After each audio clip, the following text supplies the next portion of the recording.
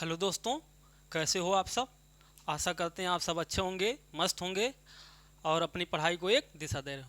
दोस्तों, आज हम लोगों को पढ़ना है मुद्रास्फीति।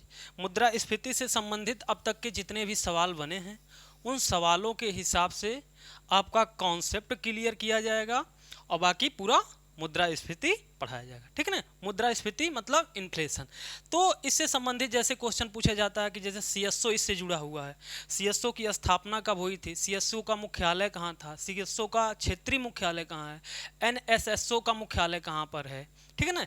उसकी स्थापना कब हुई थी, देश में गरीबी की गणना कौन करता है, ठीक है ना, बेरोजगारी की गणना कौन करता है, राष्ट्रीय आय की गणना कौन करता है, मुद्रास्फीति की गणना कौन करता है। तो इस प्रकार के आपके क्वेश्चन बने हुए हैं। तो इस प्रकार हम लोग पूरा देखेंगे। आधार वर्ष क्या होता है, मुद्रास्फीति का कारण क्या होता है, मुद्रास्फीति का प्रभाव किस पर क्या होता है। जैसे पूछ ली, एक बार पूछा था कि मुद्रास्फीति का प्रभाव व्यापारी वर्ग पर क्या होगा, लाभ होगा कि हानि होगा, उत्पादक वर्ग पर क्या प्रभाव पड़ेगा, लेनदार के लिए क्या प्रभाव पड़ेगा, देनदार के लिए क्या प्रभाव पड़ेगा, डिफ्लेशन क्या होता है, रिफ्लेशन क्या होता है। इस प्रकार से आपका क्वेश्चन अब तक का बना है। पूरा कॉन्सेप्ट के साथ आपका सारा कुछ डाउट क्लियर होगा। इस वीडियो के बाद आपको इन्फ्लेशन का एक भी समस्या नहीं रह जाएगा। तो हम लोग बिना देरी किए हुए शुरू करते हैं। टॉपिक का नाम है इन्फ्लेशन, लेकिन हम लोग इन्फ्लेशन पर डायरेक्ट नहीं आते हैं। आप बार बार सुने होंगे नाम कि अर्थव्यवस्था में क्या तरलता। हम लोग वहां से शुरू करेंगे क्योंकि ये तरलता ही है जो आपको कहां तक ले जाएगा, मुद्रास्फीति तक ले जाएगा। तो हम लोग बिना देरी किए हुए क्या शुरू करेंगे, तरलता। और तरलता के बाद आएंगे क्या, इन्फ्लेशन, क्योंकि इन्फ्लेशन का आधार कहां से मिलेगा आपको, तरलता से। अब देखो तरलता, हेडिंग डालो बाबू। आप लोग नोट बनाते हुए साथ में चलिएगा, लिखिएगा तरलता। तरलता, तरलता क्या होता है। बार बार इकोनॉमी में आप सुनते हैं, अर्थव्यवस्था में सुनते हैं कि देश में तरलता घट रही है, देश में तरलता बढ़ रही है, जिसकी वजह से महंगाई आ रहा है, जिसकी वजह से भाई साहब मंदी हो रही है। आपने ये बात सुना होगा। तो हम लोग बिना देरी किए हुए तरलता को समझते हैं। लिखते चलिए आप। तरलता का अर्थ होता है, तरलता का संबंध, ऐसे लिखिए, तरलता का संबंध मुद्रा से होता है, मुद्रा से होता है, ठीक है ना। तरलता का संबंध किससे होता है, मुद्रा से होता है, ठीक है ना। अब देखो तरलता क्या है। जैसे देखो, तरलता किसी वस्तु, कोई वस्तु जितने आसानी से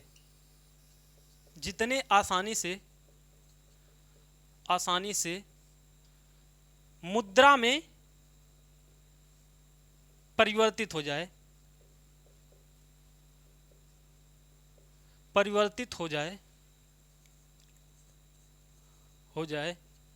वह वस्तु तरलता में सबसे ऊपर होती है, सबसे ऊपर होती है, ठीक है ना। हमने क्या बताया आपको कि कोई भी, देखो सबसे पहले तरलता का संबंध किससे होता है बाबू, मुद्रा से। किससे, मुद्रा से। अब देखो हमने क्या बताया तरलता के बारे में, कोई वस्तु जितने आसानी से मुद्रा में परिवर्तित हो जाए वह वस्तु तरलता की श्रेणी में सबसे ऊपर होता है। अब वस्तु का कहने का मतलब है क्या, वस्तु मतलब जैसे मान लो सोना, चांदी, तांबा, जस्ता, निकिल, भाई साहब सुने हो ना, मिट्टी।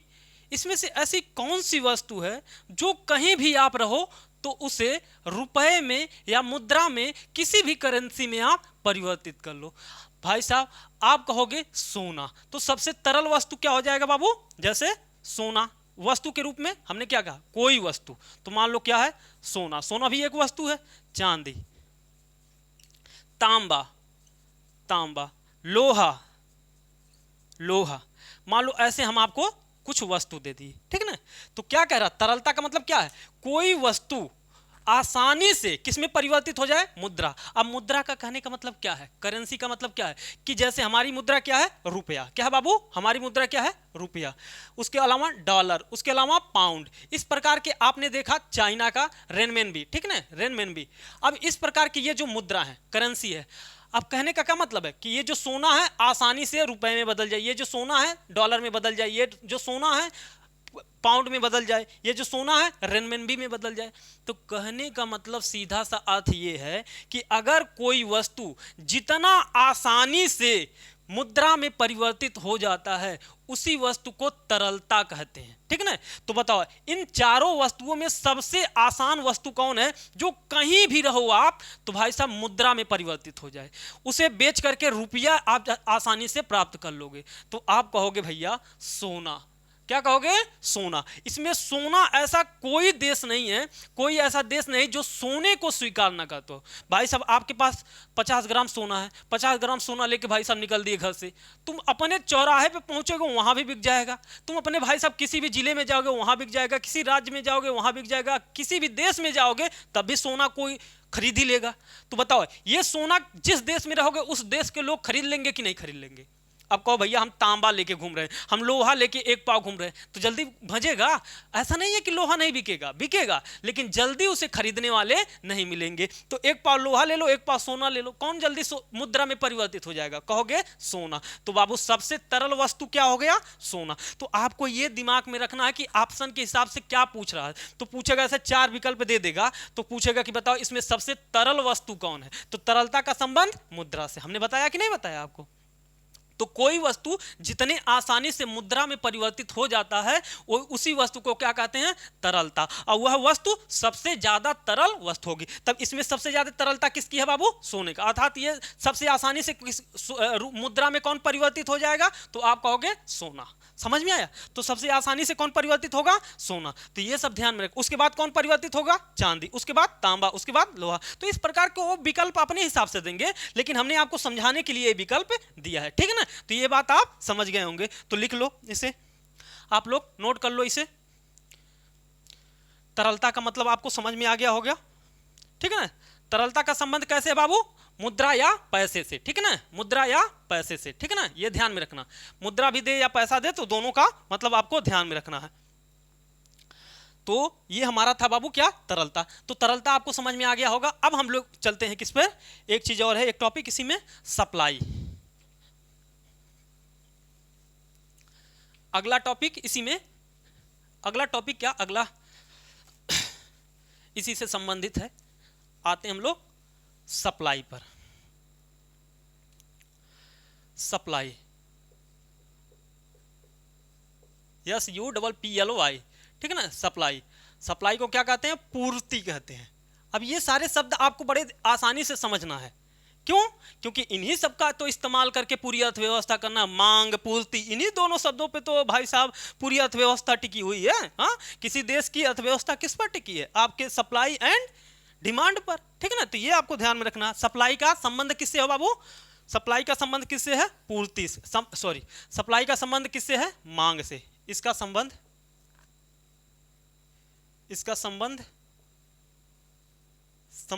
किससे है? मांग से। तो क्वेश्चन पूछेगा कि बताओ सप्लाई या पूर्ति का संबंध किससे होता है? मांग से होता है। किससे होता है बाबू? मांग से होता है। ये ध्यान रखना है। पूर्ति का संबंध मांग से होता है, उत्पादन से होता है, उत्पादन से होता है, ठीक है ना। ये दोनों चीज आपको ध्यान में रखना। अब आपको समझाते हैं कैसे। मान लो कि भाई साहब ये कोई इंडस्ट्री है। क्या बाबू? कोई उद्योग है।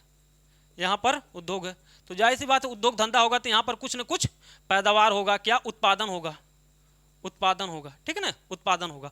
अब मान लो बाबू क्या होगा? उत्पादन होगा। तो उत्पादन कब ज्यादा होगा? उत्पादन कब ज्यादा होगा भाई साहब? उत्पादन कब ज्यादा होगा? जब मांग क्या होगा? ज्यादा होगा। अगर मांग ज्यादा होगा तो उत्पादन भी ज्यादा होगा। क्या होगा? उत्पादन भी ज्यादा होगा। अगर मांग कम होगा तो उत्पादन भी कम होगा। तो पूछेगा कि अगर अर्थव्यवस्था में मांग है तो बताओ उत्पादन पर क्या प्रभाव पड़ेगा? तो अगर अर्थव्यवस्था में मांग है तो उत्पादन भी बढ़ेगा। समझना, अगर मांग ज्यादा है, खरीदने वाले ज्यादा हैं, तो बताओ पैदावार भी ज्यादा होगा कि नहीं। जैसे मान लो बाबू अगर तुम लोबर बनाने की फैक्ट्री लगा रहे हो तो लोबर अगर ज्यादा बिकेगा तो आप क्या करोगे? तो ज्यादा उत्पादन भी करोगे कि नहीं करोगे? तो सिंपल सा मतलब वही है, अगर मांग ज्यादा होगा तो उत्पादन ज्यादा होगा। अगर उत्पादन ज्यादा होगा अगर मांग ज्यादा होगा तो उत्पादन ज्यादा होगा। अगर मांग ही नहीं, कोई खरीदने ही वाला नहीं है, तो उत्पादन करके क्या मतलब अपने घर में रखोगे? नहीं। तो ये आपको ध्यान में रखना है, ठीक है ना, ये बात आपको ध्यान में रखना है। तो बाबू जब देखो उत्पादन ज्यादा, मांग ज्यादा हुआ, जब मांग ज्यादा हुआ तो आपने क्या किया? उत्पादन बढ़ा दिया। और उत्पादन बढ़ा दिया, जब मांग ज्यादा हुआ तो आपने जो उत्पादित किया हुआ वस्तु था उसे क्या किए? पूर्ति किए। क्या किए बाबू? मार्केट में ले जा करके पूर्ति किए। तो ये सब ध्यान में रखना है। पूर्ति कब करोगे? मार्केट में कब ले जाओगे? मार्केट में आपकी सामान कब जाएगी? जब डिमांड होगा। और डिमांड ही नहीं होगा तो बताओ कोई सामान ले खरीदेगा? जैसे मान लो अब अपने देश में, अपने मार्केट में कभी देखे हो कि AK-47 बाजार में बिक रहा हो? हाँ, नहीं बिक रहा है। जैसे अमेरिका में क्या है? ओपन मार्केट है हथियारों के लिए। वहां भाई सब घर घर बच्चे ससुरा मार्केट में लेके घूम रहे हैं। तो क्यों? क्योंकि वहां पर क्या हो रहा है? डिमांड भी है, सप्लाई भी है, उसके बाद उत्पादन भी हो रहा है। तो ये बात आपको ध्यान में रखना है इन तीनों शब्दों का। उत्पादन अगर ज्यादा होगा तो मांग होगा, अगर मांग ज्यादा होगा तो उत्पादन ज्यादा किया जाएगा। और जब भाई साहब मांग होगा तो उत्पादन करके क्या किया जाएगा? उसे बाजार में पहुंचाया जाएगा, अर्थात पूर्ति किया जाएगा, अर्थात सप्लाई किया जाएगा। तो पूर्ति का संबंध किससे है? उत्पादन से। और उत्पादन का संबंध किससे है? मांग से है। तो ये बात आपको ध्यान में रखना है, ठीक है ना, ये आपको ध्यान में रखना है, ठीक है ना। ऐसे करके एक और बना लो, जैसे उत्पादन, उत्पादन, मांग, ठीक है ना, उत्पादन, मांग और पूर्ति, पूर्ति में संबंध। तो ऐसे करके कोई एक आपसे पूछ लेगा, चाहे उत्पादन और पूर्ति में संबंध स्थापित करने के लिए पूछ लेगा कौन सा विकल्प सही होगा, या मांग में और इनमें, या मांग और पूर्ति में। मांग बताओ, पूर्ति कब किया जाएगा? जब मांग ज्यादा होगा। पूर्ति कब किया जाएगा? जब मांग ज्यादा होगा। और भाई साहब मांग जब ज्यादा होगा तो क्या होगा? उत्पादन ज्यादा होगा, ठीक है ना। तो ये ध्यान में रखना है, ये सब ध्यान में रखना कि अगर मांग बढ़ा तो उत्पादन भी बढ़ेगा। अगर भाई साहब उत्पादन ज्यादा होगा, मांग ज्यादा है, तो क्या करना पड़ेगा? मार्केट में आपको सप्लाई करना पड़ेगा। अगर मान लो भाई साहब, अगर मान लो, यहीं पर समझ लो एक बात, अगर मान लो भाई साहब यही वाला समीकरण बता रहे हैं। अगर मानो कि यहां पर समझो, अगर मांग ज्यादा है भाई साहब और उत्पादन कम है, तब क्या होगा? अगर मांग ज्यादा है और उत्पादन कम है, अर्थात तब क्या होगा? तब महंगा हो जाएगा वस्तु। क्या हो जाएगा? वस्तु महंगा हो जाएगा, ठीक है ना। क्या हो जाएगा? महंगा। अभी तो हम समझाएंगे ये सब, लेकिन अभी के लिए समझ लो, अगर मांग ज्यादा है और उत्पादन कम है तो वस्तु का दाम महंगा। जैसे शर्ट ये है, ये जो शर्ट है, मान लो खरीदने वाले 10 हैं और भाई सब मार्केट में केवल 7 ही है, तो बताओ सब कहेंगे हे हमें दे दो भैया, हमको दे दो। क्या कहेंगे लोग? हमको दे दो ये शर्ट वा, हमको दे दो। तो भाई साहब जब ये बात विक्रेता को पता चलेगा, बेचने वाले को, कि ससुर हमारे पास 7 ठोरा शर्ट वा और खरीदे वाले 10 ठेवाट है, तू अपने बुसटवा का दाम कहेगा 450 का था, अब 500 का बेचेंगे, ठीक है ना। तो आप एक कहावत सुने हो, एक अनार 100 बीमार। तो एक अनार 100 बीमार की स्थिति में क्या होगा? वस्तु का दाम महंगा होगा। क्या होगा बाबू? अगर डिमांड ज्यादा है और उत्पादन कम है तो वस्तु का दाम क्या होगा? महंगा। ऐसे समीकरण करके पूछेगा आपसे, 2-3 समीकरण दिया रहेगा, उसमें ऐसे करके आपसे पूछेगा। तो ये सब आपको ध्यान में रखना है, ठीक है ना, ये सब चीजें आपको ध्यान में रखना है। तो ये आप लिख लो, ठीक है ना। अगर यहीं पर लिख लो, चलो इसी में लिख लो, अगर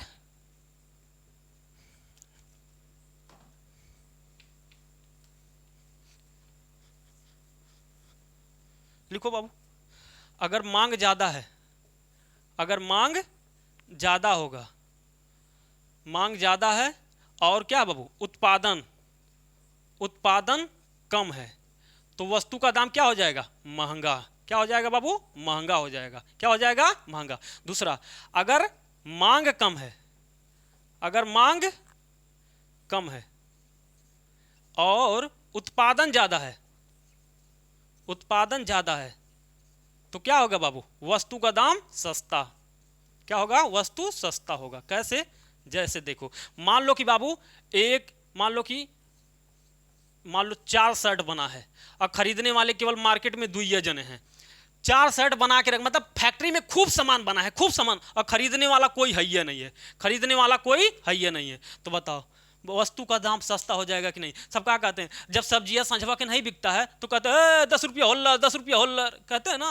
वो क्या है, इसका मतलब डिमांड नहीं हुआ तो सप्लाई नहीं हुआ, और सप्लाई नहीं हुआ तो वस्तु पहले के जैसे पड़ल पड़ल रखले रह गए। अब क्योंकि भाई साहब कोई वस्तु गोदाम में रखे हैं तो उसका चार्ज बढ़ता जाता है कि नहीं जाता, क्यों, क्योंकि भाई साहब लाइट लगा है, बिजली लगा है, रेंट देना है, मजदूरों को देना है, तो पैसा तो अपने आप ऑटोमेटिक बढ़ रहा है कि नहीं बढ़ रहा है। तो इस वजह से चाहते हैं कि जो बना है उसे भले ही सस्ते ही दामों पर बेच दो, कम मार्जिन पे बेच दो, लेकिन बेच दो। तो कोई वस्तु अगर डिमांड नहीं हो रहा है, अब बहुत ज्यादा सामान बन के रखा है, तो वह क्या हो जाएगा, सस्ता हो जाएगा। डिमांड नहीं है, एक अनार 100 बीमार, एक उसमें क्या था भाई साहब, एक ठोरा के बहुत ज्यादा डिमांड था, और यहां पर बहुत सारा है लेकिन आपको डिमांड नहीं है, तो क्या हो जाएगा, वस्तु का दाम सस्ता हो जाएगा। तो ये आपको ध्यान में रखना है। ऐसे समीकरण आपसे बनकर पूछेगा, ठीक है ना। मांग अगर कम है, उत्पादन ज्यादा है, तो वस्तु सस्ता हो जाएगा, ठीक है ना। तो ये सब आपको ध्यान में रखना। या यही समीकरण उल्टा दे देगा, क्या दे देगा, उत्पादन ज्यादा है लेकिन मांग कम है, कुछ नहीं, बात वही है। उत्पादन ज्यादा हो और मांग कम हो तब भी बात वही है। इधर वाला इधर पूछे या इधर वाला इधर पूछे, तो आपको ऐसे ही दिमाग लगाना है, ठीक है ना। बाकी आप लोग लिख लो।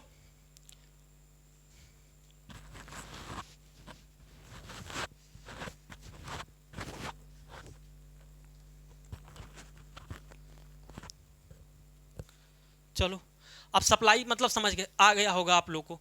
अब बाबू हम आपको समझाते हैं क्या, इन्फ्लेशन। जब तक ये दोनों ना समझाते तब तक आपको इन्फ्लेशन समझ ही नहीं आता। अब पूर्ति सप्लाई समझ में आ गया बाबू। अब हमको क्या समझना है, अब हमको समझना है मुद्रास्फीति। अब बाबू देखो, मुद्रास्फीति, मुद्रास्फीति में दो चीज होता है। देखो मुद्रास्फीति क्या है, जब वस्तु का दाम, वस्तु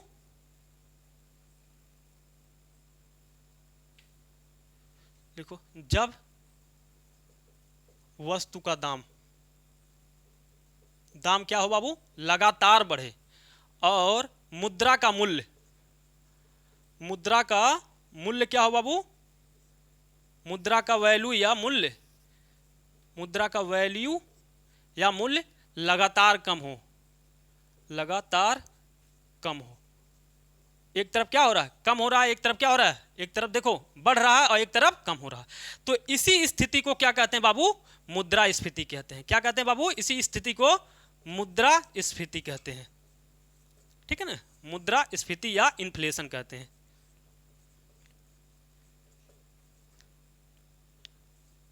क्या कहते हैं, मुद्रास्फीति या इन्फ्लेशन। क्या कहते हैं बाबू, मुद्रास्फीति या इन्फ्लेशन कहते हैं, ठीक है ना। ये आपको ध्यान में रखना। जब वस्तु का दाम बढ़े और मुद्रा का मूल्य या वैल्यू क्या हो, कम हो, तो जब ऐसी दोनों स्थिति एक साथ होती है तब इसी स्थिति को क्या कहते हैं, इन्फ्लेशन कहते हैं। और आपसे क्वेश्चन कैसे पूछेगा, बताओ इन्फ्लेशन का अर्थ क्या है, मुद्रास्फीति का अर्थ क्या है, वस्तु का दाम बढ़ना, वस्तु का दाम घटना, मुद्रा का दाम घटना, मुद्रा का दाम बढ़ना, या वस्तु का दाम बढ़ना एवं मुद्रा का मूल्य घटना। तो क्या लगाओगे, वस्तु का दाम बढ़ना और मुद्रा का मूल्य घटना। अब बाबू समझाते हैं, वस्तु के दाम का तो मतलब आपको समझ ही आ गया होगा, लेकिन चलो हम क्या समझाते हैं आपको, मुद्रा के वैल्यू। जैसे देखो, मान लो आज क्या है, वस्तु का पहले समझो। मान लो कि आज क्या है, 10 रुपए में, कितने में बाबू, 10 रुपए में 1 केजी आलू मिलता है। कितना, 1 केजी। भाई साहब कल को क्या हो जाए, 10 रुपए में, सॉरी अब, लेकिन क्या हो जाए, महंगा हो जाए वस्तु, अब 12 रुपए में मिलने लगे 1 केजी। फिर आगे चल के भाई साहब 15 रुपए में क्या मिलने लगे, 1 केजी आलू मिलने लगे। फिर भाई साहब 20 रुपए में क्या होने लगे, 1 केजी आलू मिलने लगे, ठीक है ना। ये देखो तो क्या हो रहा, पहले 10 रुपया में 1 किलो आलू मिलता है, अब 12 रुपया में 1 किलो आलू मिले लगा, अब 15 रुपया में 1 किलो आलू मिले लगा, अब 20 रुपया में 1 किलो आलू मिले लगा। तो बताओ वस्तु का दाम बढ़त बा कि नहीं, वस्तु 1-1 किलो आज भी बा, आज 1 किलो बा, लेकिन दाम क्या होगा, 10 रुपए से 20 रुपए तक चल गया। अर्थात वस्तु का दाम क्या हो रहा, लगातार बढ़ रहा। अब बाबू देखो, इधर देखो, हमने क्या बताया, अब देखो मुद्रा के वैल्यू में बाबू हमने क्या बताया, अभी 10 रुपए में क्या था बाबू, अभी 10 रुपए में क्या है, 1 केजी आलू। अभी 12 रुपए में क्या है बाबू, 1 केजी आलू। अभी क्या है बाबू, 15 रुपए, 15 रुपए में क्या है बाबू, 1 केजी आलू। अब 20 रुपए में क्या है, 1 केजी आलू। हमने यही तो लिखा। अब देखो हमने इधर समझाया कि 1 किलो अलुइया दमवा लगातार बढ़त बा। सोचो इधर क्या हमने क्या बताया, 10 रुपया से कितना रुपया ज्यादा हुआ, प्लस 2 रुपया। 10 रुपये से कितना ज्यादा हुआ बाबू, प्लस 5 रुपया। 10 रुपये से कितना बढ़ा बाबू, प्लस 10 रुपया। अर्थात बाबू तू जौन अलुइया 10 रुपया मिलत रहा है वह अलुइया आज 20 रुपया में मिले लगा। जौन अलुइया पहले 10 में मिलत रहा वह अलुइया कितने मिले लगा, 20 रुपया में मिले लगा। तो बताओ रुपया तुहर कमजोर भइल कि नहीं भइल। हाँ आज भी 1 किलो आलू मिलत बा, लेकिन कितने में, 20 में। जौन पहले कितना मिलत रहा, 10 रुपया में। अर्थात तुहार रुपया का भइल, कमजोर हो गई, कमजोर हो गई। अब भी नहीं समझ में आयल हो तो एक और उदाहरण देती। देखा पहले एक जन के मारे खातिर कितना जन जाता रहा ना, 10 रुपया जाता रहा। 2 जन के मारे खातिर 12 रुपया जाता है। मतलब ऐसे सोचना कि 1 जन के मारे खातिर 10 जन जाता है, अब 1 जन के मारे खातिर 12 जन जात हमें, अब 1 जन के मारे खातिर 15 जन जात हमें, और 1 जन के मारे खातिर 20 जन जाते हैं। मतलब औकात घटत बा केकर, हाई भाई साहब का। अर्थात रुपया भाई साहब का है औकात घटत चली गई। तो अर्थात रुपया का वैल्यू का भाई बाबू लगातार कम होते गए। तो यह आपको ध्यान रखना है कि रुपया का मूल्य गिरे, लगातार गिरे, और वस्तु का दाम लगातार बढ़े। तो भाई साहब ऐसी स्थिति को ही हम क्या कहते हैं, मुद्रास्फीति कहते हैं। क्या कहते हैं, मुद्रास्फीति कहते हैं। तो ये जब तक दोनों एक साथ ना रहे तब तक आप मुद्रास्फीति वाला लगाकर नहीं आना, ठीक ना। सबसे पहले क्वेश्चन में ढूंढना है कि ये दोनों विकल्प कहां, दोनों एक साथ किस विकल्प में है। क्वेश्चन पूछा गया है कि बताओ मुद्रास्फीति का अर्थ क्या होता है, जब वस्तु का दाम बढ़े और रुपया का दाम घटे। तो रुपया का मतलब वो कुछ भी हो सकता है, किसी भी देश के संदर्भ में हो सकता है। तो वहां क्या देगा, करेंसी का वैल्यू घटेगा, मुद्रा का वैल्यू घटेगा। तो ऐसे आपसे क्वेश्चन पूछेगा, ठीक है ना। तो ये आपको ध्यान में रखना, ठीक है ना बाबू। तो ये सब आपको मुद्रास्फीति के संदर्भ में इतना आपको ध्यान में रखना। अब हम लोग चलते हैं अगले टॉपिक की तरफ, ठीक है ना। इसी में अब पूछता है कि बताओ मुद्रास्फीति का गणना कौन करता है, ये सारे कुछ देखते हैं। जैसे CSO, NSSO, इनका कहां पर मुख्यालय है, ये सब पूछा गया क्वेश्चन है। इनके कार्य क्या हैं, ये सब आपसे पूछा गया क्वेश्चन है, ठीक है ना। तो हम लोग उस पर चलते हैं। हेडिंग डालो, चाहे हेडिंग डालो, उससे पहले थोड़ा सा लिख लो, लिख लो थोड़ा सा। इसमें लिख लो मुद्रास्फीति, मुद्रास्फीति में थोड़ा सा अर्थ में लिखो। मुद्रास्फीति में लिखो तरलता का बढ़ना, तरलता का बढ़ना, तरलता का बढ़ना। तरलता का बढ़ना का मतलब बाबू, अब देखो तरलता का बढ़ना का मतलब, तरलता का मतलब का मतलब मार्केट में पैसा भगभगा के आ गए भाई साहब। जैसे दीपावली का नाम सुने हो ना, तो दीपावली के समय घर घर के आदमी लोग चाहे कर्जा लेके भाई साहब सामान खरीदी हैं, लेकिन खरीदी है ना। तो जब खरीदेंगे बाबू, तो जो पैसा भाई साहब घर में बैठल ला लेवे, जो कहीं रखल ला लेवे, वो पैसा कहाँ आ गया, मार्केट में आ गया। आया कि नहीं आया, जनता के पास आ गया, मार्केट में आ गया। तो वो चीज क्या कहलाई, तरलता बढ़ा। जब मार्केट में खूब पैसा होता है तो उसी को कहते हैं तरलता का बढ़ना। जब मार्केट में पैसा ना हो तो उसी को कहते हैं तरलता का घटना। अर्थात जब मार्केट में पैसा होगा जाएगा तो वो तरलता को बढ़ाएगा, जब मार्केट में पैसा जाएगा तो तरलता को बढ़ाएगा। जैसे दिमाग लगाना है दीपावली को, बाकी तीज त्योहार को क्या होता है, लोग खूब खरीदारी करते हैं। छठ पूजवा में खूब खरीदारी करेंगे, दीपावलिया में खूब खरीदारी करेंगे। भाई साहब खूब खरीदारी करोगे तो पैसा मार्केट में जाएगा कि नहीं, और मार्केट में जाएगा तो एकदम पैसा पैसा, और जब पैसा पैसा तो उसी को कहते हैं तरलता का बढ़ना। मार्केट में खूब पैसा जाना क्या कहलाता है, तरलता का बढ़ना। अब भाई साहब तरलता का बढ़ना अर्थात लोगों के पास खूब पैसा है। तो भाई साहब लोगों के पास खूब पैसा अर्थात मुद्रा आपूर्ति, मुद्रा आपूर्ति,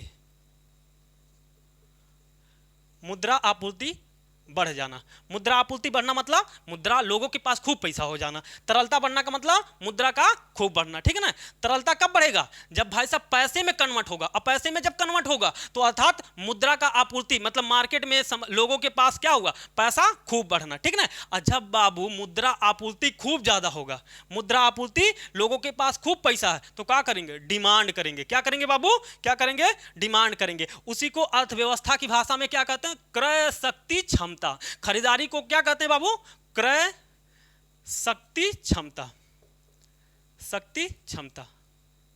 तो क्रय शक्ति क्षमता कब बढ़ेगी कि घटेगी, बताना दिमाग लगा के, घटेगी कि बढ़ेगी। तरलता बढ़ा मतलब खूब पैसा आया, उससे क्या हुआ, मुद्रा आपूर्ति बढ़ गया मार्केट में। अब मुद्रा आपूर्ति बढ़ गया तो उससे क्या होगा, जब लोगों के पास पैसा आ जाएगा तो क्या करेगा, खरीदेगा, कम खरीदेगा कि नहीं खरीदेगा। जब पैसा ज्यादा आता है तो क्या होता है, खरीदारी बढ़ जाती है, अर्थात क्रय शक्ति क्षमता क्या होगी, बढ़ जाएगा। इसी से पूछेगा अगर मुद्रा की आपूर्ति बढ़ा देंगे तो बताओ क्रय शक्ति क्षमता पर क्या प्रभाव पड़ेगा, घटेगा कि बढ़ेगा, इससे क्वेश्चन पूछेगा आपसे, तो ये ध्यान में रखना, ठीक है ना। तो भाई साहब जब हमारे पास पैसा आएगा तो हम क्या करेंगे, बढ़िया बढ़िया कपड़ा लेंगे, बढ़िया वाला भाई साहब कैमरा ले लेंगे, डिजिटल बोर्ड ले लेंगे, भाई साहब बढ़िया वाला लाइट लगवा देंगे, एसी लगवा देंगे जो गर्मी में पढ़ा रहे हैं। तो इस प्रकार के काम करेंगे ना बाबू, कब, लेकिन जब हमारे पास मुद्रा की आपूर्ति होगी, जब हमारे पास पैसा होगा तो भाई साहब क्या होगा, अर्थात जब हमारे पास पैसा आएगा तो खरीदने की क्षमता हमारी बढ़ जाएगी।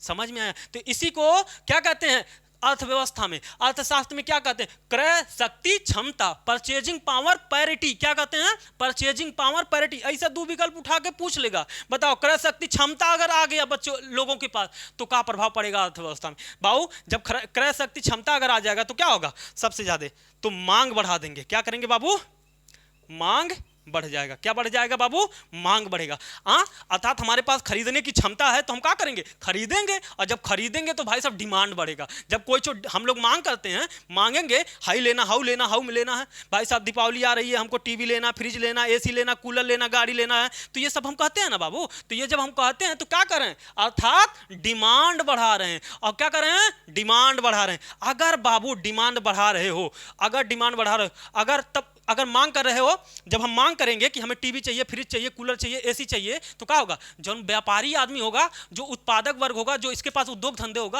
अरे ससुरा दीपावली आ रहा है, बढ़िया बढ़िया पटाखा बनाओ, बढ़िया बढ़िया भाई साहब गाड़ी बनाओ, बढ़िया बढ़िया भाई साहब मोबाइल बनाओ, लैपटॉप बनाओ, टीवी बनाओ, फ्रिज बनाओ। काहे कि दीपावली आ रहा, लोग मांग करेंगे, तो क्या करेगा उद्योगपति, क्या करेगा, वो डिमांड करेगा, सॉरी उत्पादन करेगा। क्या करेगा, मांग करे, मांग से क्या होगा, उत्पादन बढ़ेगा। क्या बढ़ेगा बाबू, उत्पादन वो बढ़ा देगा, उत्पादन बढ़ा देगा। कौन, उद्योगपति, उद्योग धंधे वाले क्या करेंगे, उत्पादन बढ़ा देंगे। आप बाबू बताओ अगर उत्पादन बढ़ेगा तो बताओ रोजगार होगा कि नहीं, उद्योग धंधा। दीपावली आता है तो खूब रोजगार रहता है, कहें कि हर इंडस्ट्री में भाई साहब काम है, काम रहेगा। जितना ज्यादा पैदावार होगी उतने ज्यादा लोगों को काम मिलेगा, उतने ज्यादा लोगों को काम मिलेगा भाई साहब, तो क्या होगा, रोजगार सृजन होगा। क्या होगा बाबू, रोजगार सृजन होगा। क्या होगा, रोजगार बढ़ेगा। उत्पादन ज्यादा होगा तो रोजगार बढ़ेगा, और रोजगार बढ़ेगा भाई साहब तो इनके पास क्या मिलेगी, इनको क्या मिलेगा, सैलरी मिलेगी, अर्थात इनके पास फिर पैसा आ जाएगा। फिर पैसा आएगा कि नहीं आएगा, अब फिर पैसा आएगा तो भाई साहब फिर से वही वाला तरलता बढ़ा देना। तो इस प्रकार आप देखोगे, और भी यहाँ से उत्पादन के आगे लगाओगे अगर, तो उत्पादन अगर ज्यादा हो गया तो क्या होगा, उत्पादन अगर ज्यादा हो गया तो भाई साहब आपूर्ति भी ज्यादा करना पड़ेगा, आपूर्ति भी ज्यादा करना पड़ेगा कि नहीं करना पड़ेगा। मतलब भाई साहब उत्पादन ज्यादा हुआ, आपूर्ति ज्यादा हुआ, तो और क्या होगा, आपूर्ति ज्यादा हुआ तो दो चीज हो सकता है। अगर आपूर्ति हमारा जितना मांग है अगर उतना कर दिए तो वस्तु कोई प्रभाव नहीं पड़ेगा। अगर मान लो, जैसे कहने का मतलब है आपूर्ति, अगर मान लो 100 लोग मांग रहे हैं टीवी, मान लो एक टीवी है, टीवी का डिमांड कितना है 100, लेकिन उद्योग धंधे वाले, उत्पादन करने वाले, टीवी बनाने वाले कितना उत्पादन कर पाए, केवल 90। तो बताओ वस्तु का दाम क्या होगा, वस्तु का दाम महंगा हो जाएगा, क्योंकि मांग करने वाले कितने हैं 100 और उत्पादन कितना हुआ 90। और लेकिन भाई साहब 110 उत्पादन कर दिए तो 110 उत्पादन कर दिए तो सस्ता, तो क्या होगा, सस्ता, तो क्या होगा, सस्ता। तो ये दोनों चीजें यहां से होगा। अब आपको यहीं पे आपूर्ति के आगे, अगर आपूर्ति कम हुआ तो क्या होगा बाबू, वस्तु महंगा हो जाएगा, वस्तु महंगा हो जाएगा। क्या हो जाएगा बाबू, वस्तु महंगा हो। अगर आपूर्ति ज्यादा हो गया, तो वस्तु का दाम सस्ता हो जाएगा, वस्तु क्या होगा, सस्ता होगा। क्या होगा, सस्ता होगा। तो ये सब आपको ध्यान में रखना है। तरलता बढ़ी, मुद्रा की आपूर्ति बढ़ गई, मुद्रा की आपूर्ति बढ़ी तो क्रय शक्ति क्षमता बढ़ गया। देखो मुद्रास्फीति के संदर्भ में एक बात और समझो, ध्यान से समझना। देखो मुद्रास्फीति के संदर्भ में क्या है, अगर मार्केट में तरलता बढ़ी अर्थात मुद्रा का चलन ज्यादा हुआ तो क्या हुआ, मुद्रा की आपूर्ति बढ़ जाएगी। और मुद्रा की आपूर्ति जैसे बढ़ेगी तो बताओ लोगों के पास पैसा आ गया तो बताओ लोग आंख निगाह सोचने लगेंगे, हाय ससुर हमको का चाहिए था, खरीदना है जल्दी से। तो आप मान लो टीवी चाहिए, फ्रिज चाहिए, कूलर, एसी, जो भी पंखा, आपको जो भी चाहिए भाई साहब, वो क्या करोगे, क्रय शक्ति क्षमता अर्थात मांग करने की क्षमता ज्यादा बढ़ गई, अर्थात डिमांड ज्यादा बढ़ जाएगा। और डिमांड ज्यादा बढ़ेगा भाई साहब, तो भाई साहब उद्योगपति लोग क्या करेगा, आंख गड़ा के बैठा है कि जैसा तुम मांग करेगा तैसा उत्पादन करना शुरू कर देगा, जितना मांगोगे उतना ज्यादा उत्पादन करना शुरू कर देगा। अर्थात मांग का संबंध किससे हो जाएगा, उत्पादन से। जितना मांगोगे उतना ज्यादा उत्पादन होगा। अगर उत्पादन होगा तो रोजगार मिलेगा कि नहीं मिलेगा, मिलेगा, जाहिर सी बात है। लेकिन देखो उत्पादन के साथ आपूर्ति जुड़ा होता है। अगर उत्पादन जितना कर रहे हो उसको क्या करना पड़ेगा, आपूर्ति करना, मतलब उद्योग धंधा, मतलब तुम्हारे इंडस्ट्री में चीजें बनी उसको मार्केट में ले जाके पहुंचाना आपूर्ति है। अब आपूर्ति अगर कम हुआ, मतलब डिमांड से अगर कम है, जितना मांग है उससे अगर कम है तो वस्तु महंगा हो जाएगा। अगर जितना डिमांड है उससे ज्यादा कर दिए तो वस्तु सस्ता हो जाएगा। तो ये सब था किसका, मुद्रास्फीति के कुछ अवयव। इनमें से कोई दो सेगमेंट उठा करके आपसे पूछ लेगा कि उत्पादन अगर कम है तो बताओ डिमांड पर क्या प्रभाव पड़ेगा, अगर डिमांड ज्यादा है तो उत्पादन पर क्या प्रभाव पड़ेगा, अगर उत्पादन ज्यादा है तो रोजगार पर क्या प्रभाव पड़ेगा, आपूर्ति ज्यादा है तो रोजगार पर क्या पड़ेगा, अगर आपूर्ति कम है तो क्या होगा, आपूर्ति ज्यादा है तो क्या प्रभाव पड़ेगा। इसी तरह का आपका क्वेश्चन आप तक का पूछा जाता है, आपको यह ध्यान में रखना। अगर मार्केट में तरलता बढ़ गई तो बताओ क्या प्रभाव पड़ेगा, ठीक है ना। मुद्रा आपूर्ति बढ़ गई तो क्या होगा, क्रय शक्ति क्षमता अगर लोगों के पास कम है तो क्या होगा, भाई साहब अगर क्रय शक्ति मतलब हमारे खरीदने की क्षमता नहीं बा तो हम डिमांड करब, और डिमांड नहीं करब तो उत्पादन होई, और उत्पादन नहीं होई तो बताओ रोजगार मिली, और रोजगार नहीं मिली तो बताओ आपूर्ति होई। सिंपल सा मतलब है। इसका उल्टा सोचना है, एक बार सीधा सोचना है, एक बार उल्टा सोचना है। समझ में आया। इसी में से दो सेगमेंट उठा करके आपसे क्वेश्चन पूछता है, तो ये सब ध्यान में रखना है, ठीक है ना। अब हम लोग आ जाते हैं कि इन सब की गणना कौन करता है, आखिर कौन मुद्रास्फीति की गणना करता है, कौन गरीबी की गणना करता है, कौन राष्ट्रीय आय की गणना करता है। तो इससे संबंधित दो संस्थाएं हैं जिनका नाम आपको हमने पहले ही बोल चुका हूं, जिनका नाम है CSO और NSSO। हालांकि इसे अब मिला दिया गया है, एक बॉडी के रूप में बना दिया गया है, ठीक है ना, अलग अलग बॉडी नहीं है, लेकिन फिर भी हमें पढ़ना है इनके। उसके अलावा हम लोग पढ़ेंगे CPI, consumer price index, wholesale price index, इनको जारी कौन करता है, ये सब क्वेश्चन पूछा गया है, ठीक है ना। तो हम लोग देखते हैं।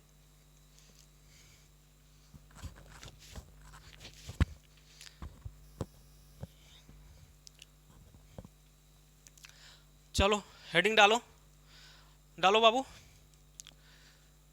पहला डालो CSO लिखो। स्थापना कब हुआ था बाबू, पहले तो इसकी फुल फॉर्म लिख लो इसका, CSO का फुल फॉर्म लिखो। सेंट्रल स्टैटिक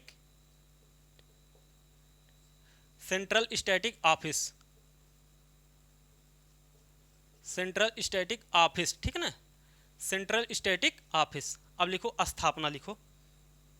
अब CSO की स्थापना लिखो। इसकी स्थापना कब हुई थी आप लोगों को पता है, 1951 में। लिखो इसका मुख्यालय कहाँ है,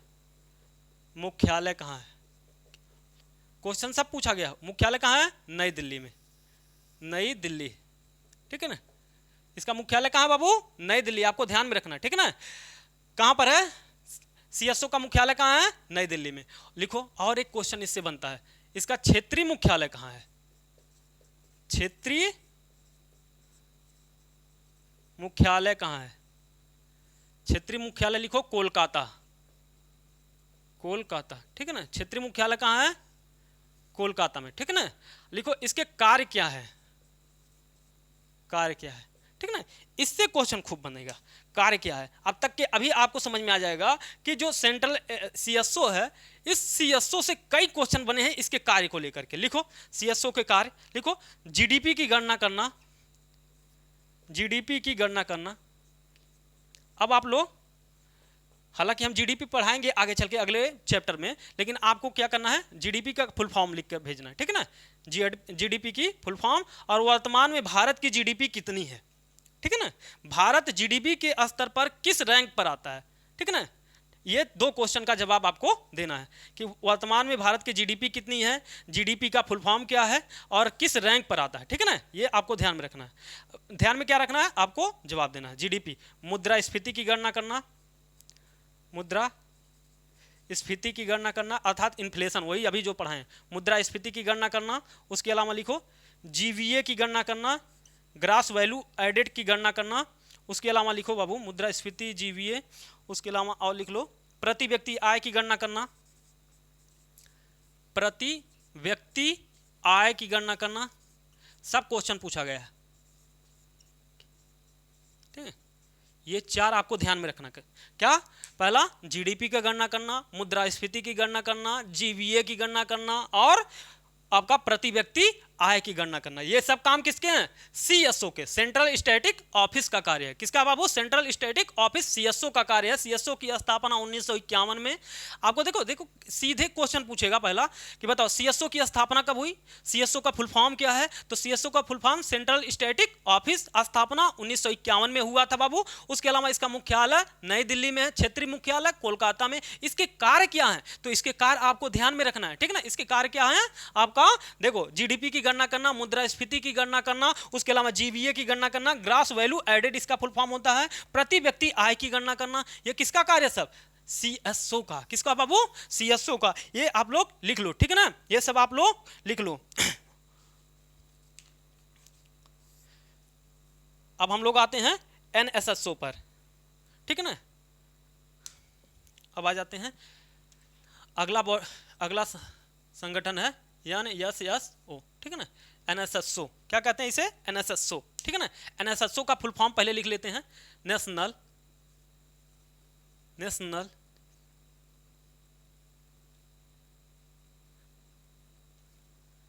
लिखो नेशनल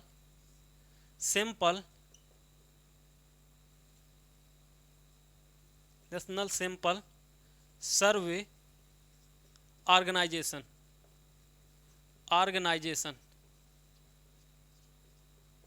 क्वेश्चन पूछा गया है इसके फुल फॉर्म्स को लेकर के कि एनएसएसओ का फुल फॉर्म क्या है। तो नेशनल सैंपल सर्वे ऑर्गेनाइजेशन। क्या है बाबू? National sample survey organisation. तो ये आपको ध्यान में रखना है। एनएसएसओ का फुल फॉर्म क्या है? National sample survey organisation. इसकी स्थापना कब हुई थी? बाबू देखो स्थापना कब हुई थी? स्थापना कब हुआ था? 1950 में। अभी याद करने का तरीका बता दूं, ये और ये दोनों 1 मिनट के अंदर आपको याद हो जाएगा बिना किसी देरी के, ठीक है ना। स्थापना कब हुआ बाबू? 1950। मुख्यालय इसका भी है। मुख्यालय कहाँ है इसका? क्षेत्रीय मुख्यालय कहाँ है बाबू? क्षेत्रीय मुख्यालय कहाँ है? क्षेत्रीय मुख्यालय कहाँ है, ठीक है ना। उसके अलावा इसके भी कार्य हम लोगों को देखना है कि इसके कार्य क्या हैं, ठीक है ना। देखो इसका मुख्यालय कहाँ है।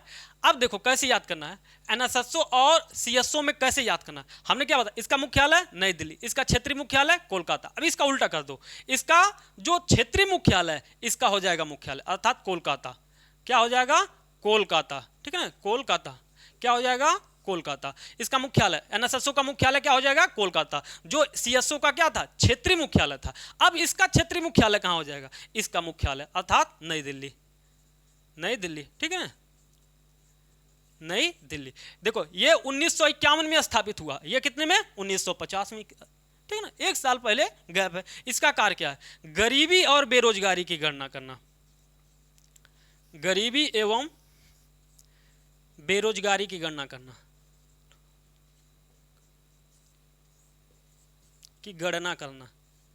ठीक है ना।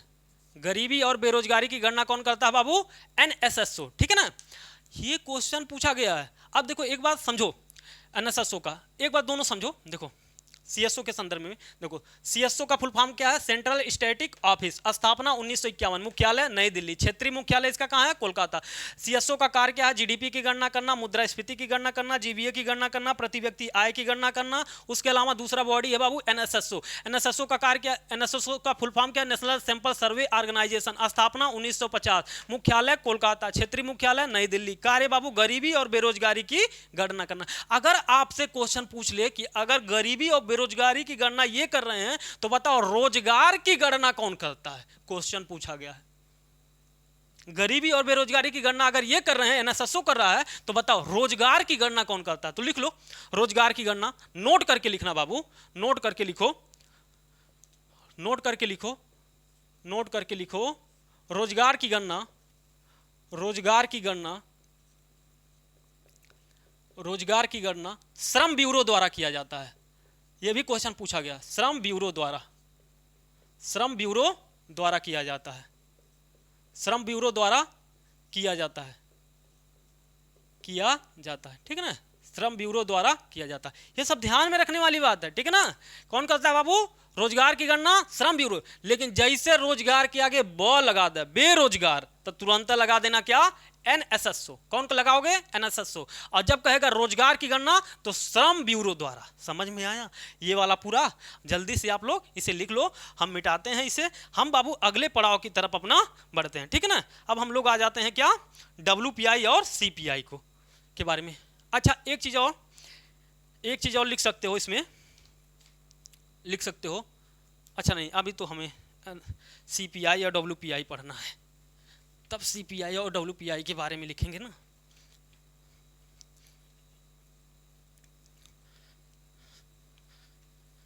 तो आपको समझ में आया होगा ये दोनों संस्थाएं, ठीक है ना।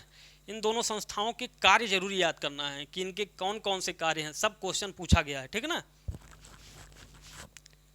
इन दोनों के कार्य पूछा गया है, तो आपको ध्यान रखना है। अब हेडिंग डालो बाबू,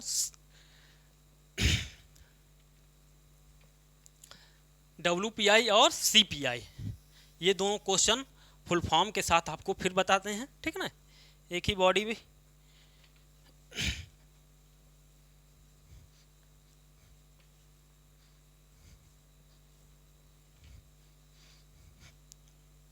अब देखो, लिखो, हमने क्या बताया अभी? देखो, हमने कहा कि मुद्रास्फीति की गणना कौन करता है बाबू? हमने बताया कि CSO। कौन करता है बाबू? CSO। कौन करता है? CSO। हमने अभी बताया कि मुद्रास्फीति की गणना कौन करता है? CSO करता है।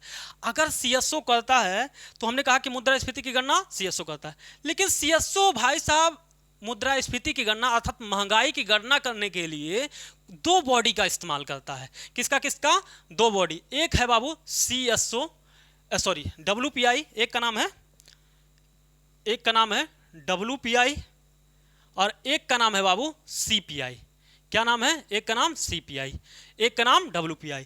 देखो, मुद्रास्फीति की गणना कौन कर रहा है? CSO कर रहा है। लेकिन CSO मुद्रास्फीति के लिए गणना करने के लिए दो इंडेक्स का इस्तेमाल कर रहा है। एक इंडेक्स का नाम है WPI और एक इंडेक्स का नाम है CPI। अर्थात मुद्रास्फीति के जैसे बाबू हम क्या कर रहे हैं, गांव में मान लो कि हम क्या कर रहे हैं, गांव में काम कर रहे हैं, लेकिन हम काम करा रहे हैं तो हमारे अंदर मान लो दो लोग काम कर रहे हैं। उन दोनों लोगों के काम के आधार पर हम क्या करते हैं? निर्णय लेते हैं। तो जैसे हम हो गए ठेकेदार, तो ये क्या हो गया? CSO का ठेकेदार है, किसका? मुद्रास्फीति के गणना का। लेकिन ये दो जन के रिपोर्ट का इस्तेमाल करके मुद्रास्फीति के बारे में बताता है। समझ में आया? तो इसके अधीन कौन कौन से हैं? WPI और CPI के इंडेक्स का प्रयोग करके CSO क्या करता है? मुद्रास्फीति की गणना करता है। तो ये आपको ध्यान में रखना है। अब हम लोग आ जाते हैं WPI और CPI। WPI और CPI का मतलब क्या होता है? पहले फुल फॉर्म लिख लेते हैं। लिखो, wholesale price index. Wholesale price index. क्या बाबू? Wholesale price index. क्या कहते हैं? थोक मूल्य सूचकांक। इसे हिंदी में क्या कहते हैं? थोक मूल्य सूचकांक। क्या कहते हैं? सूचकांक, थोक मूल्य सूचकांक। ये क्या है बाबू? इसका फुल फॉर्म है, ठीक है ना। हिंदी में पूछे तो हिंदी में बता देना, इंग्लिश में पूछे तो इंग्लिश में बता देना। CPI का फुल फॉर्म क्या है बाबू? Consumer price index. Consumer price index. Consumer price index क्या बाबू? कंज्यूमर प्राइस इंडेक्स या उपभोक्ता मूल्य सूचकांक। उपभोक्ता मूल्य सूचकांक। क्या है? उपभोक्ता मूल्य सूचकांक। उपभोक्ता मूल्य सूचकांक। अब देखो, महंगाई की गणना करने के लिए CSO दो लोगों का सहायता लेता है, एक WPI का और एक CPI का। इन दोनों लोग जब रिपोर्ट अपना देते हैं CSO को, तब CSO मुद्रास्फीति की रिपोर्ट जारी करता है। तो ये आपको ध्यान में रखना है, ठीक है ना। अब देखो यहां से क्या क्वेश्चन पूछेगा, ये आपको ध्यान रखना है। ये किससे संदर्भित करता है? ये उत्पादक वर्ग, यह उत्पादक वर्ग को से संबंधित है। यह किसका संबंध, इसका संबंध उत्पादक वर्ग, इसका संबंध उपभोक्ता, अभी समझ में आ जाएगा, उपभोक्ता, इसका संबंध किससे है, उपभोक्ता से, इसका संबंध किससे है बाबू, उपभोक्ता से। एक मिनट के लिए थोड़ा सा चेक कर लें, हाँ ठीक है, ठीक है ना।